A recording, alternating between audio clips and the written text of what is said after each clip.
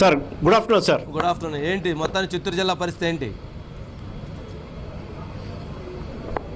Sir Chittoor జిల్లాలో scene repeat అయిందని చెప్పుకోవచ్చు. ఏదైతే 2019లో జరిగినటువంటి 2019 ఎన్నికల్లో కూడా దాదాపు ఒక కుప్పం మినహాయించి మిగతా 13 స్థానాలు కూడా టీడీపీ ఓడిపోయింది. ఈసారి ఒక పుంగునూరు మినహాయించి మిగతా స్థానాలన్నీ కూడా వైసీపీ ఓటమి పాలవుతుంది.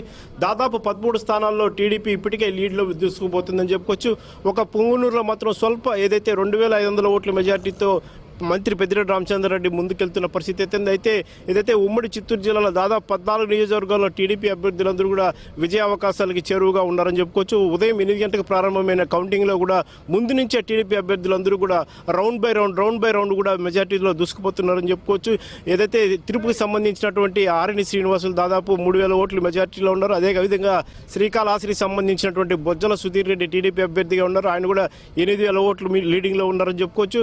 అదేవిధంగా సత్యవేడికి సంబంధించినటువంటి టీడీపీ అభ్యర్థి ఆదిమూలం కూడా దాదాపు 2000 ఓట్లు లీడింగ్లో ఉన్నారని చెప్పుకోవచ్చు. ఇంకా నగిరికి సంబంధించి మంత్రి రోజా ప్రాతినిధ్యం వస్తున్న మంత్రి నగిరి రోజా కూడా ఓటమి పాలవుతున్నారు. అక్కడ టీడీపీ అభ్యర్థి గాలి భానుప్రకాష్ 9000 ఓట్లు లీడింగ్లో ఉన్నారని చెప్పుకోవచ్చు. మరి ముఖ్యంగా ఉమ్మడి చిత్తూరు జిల్లాలో టీడీపీ అధినేత మాజీ ముఖ్యమంత్రి నారా చంద్రబాబు నాయుడు ఇప్పుడే అందిన వార్త ప్రకారం 5 రౌండ్లు ముగిసేసరికి దాదాపు 9800 ఓట్లు లీడింగ్లో కూడా ముందుకు దూసుకుపోతున్న పరిస్థితి అయితే ఉంది. ఇప్పుడు రౌండ్ బై రౌండ్ కూడా లీడింగ్ ముందుకెళ్తున్న పరిస్థితి ఉంది.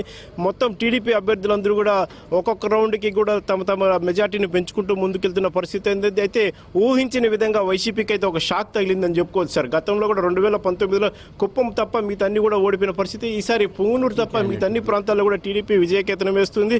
కొన్ని ప్రాంతాల్లో అయితే మహిళలు టీడీపీకి బ్రహ్మరథం పట్టారని చెప్పుకోవచ్చు. ఏదైతే మహిళా ఓట్లు తమకు అనుకూలంగా ఉందని చెప్పుకున్నటువంటి వైసీపీ కూడా మహిళలు టీడీపీకి అదేవిధంగా ఎన్డీఏ కూటమికి కూడా బ్రహ్మరథం పట్టారని చెప్పొచ్చు. అదేవిధంగా చిత్తూరు పార్లమెంట్ విషయాన్ని వస్తే చిత్తూరు పార్లమెంట్లో ఏదైతే టీడీపీ అభ్యర్థిగా ఉన్నటువంటి దగ్గుమల్ల ప్రసాదరావు 11,000 ఓట్ల మెజారిటీతో ముందుకు దూసుకుపోతున్న పరిస్థితి ఉంది. ఇక తిరుపతిలో మాత్రం ఏదైతే పార్లమెంట్కి సంబంధించినటువంటి వైసీపీ అభ్యర్థి గురుమూర్తి మాత్రం ముందుకు దూసుకుపోతున్నారు. స్వల్ప తేడాతో కూడా ముందుకు వెళ్తున్న పరిస్థితి. ఇక్కడ బీజేపీ